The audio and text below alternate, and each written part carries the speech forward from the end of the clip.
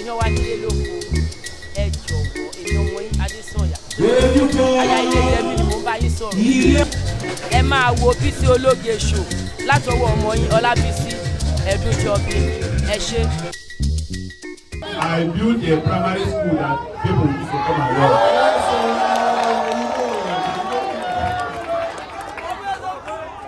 Because I lived in my dream through Chibu Street, I know what poverty is.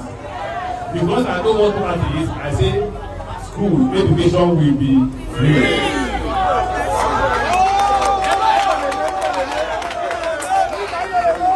I built a health center, and I saw there. And I did not only build the health center, I employed 400 doctors. I bought them cars so that they brought me. And I said, healthcare will be free. I did not politicize it. What I did, at the end of the month, I will go to the school. How much is the school fees for these children? The headmaster will tell me and I will pay.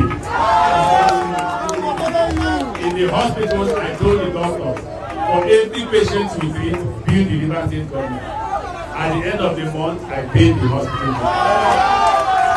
It was not free healthcare for mouth. It was free healthcare based on funding. Now, we compare ourselves. I never insulted any chief. I never insulted any riversman. You know why I never insulted any riversman? Because God gives power. God can also take power.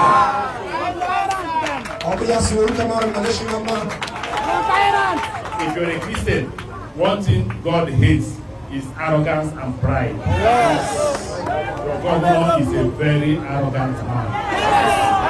He has no fear of God. If you vote for him, God won't let you go to heaven. And I'm not joking. It's because you'll be supporting stealing.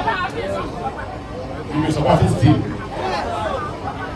You'll be undermining God when you see an arrogant man. Thanks for watching this video. Please don't forget to click on subscribe button. Kindly comment and share.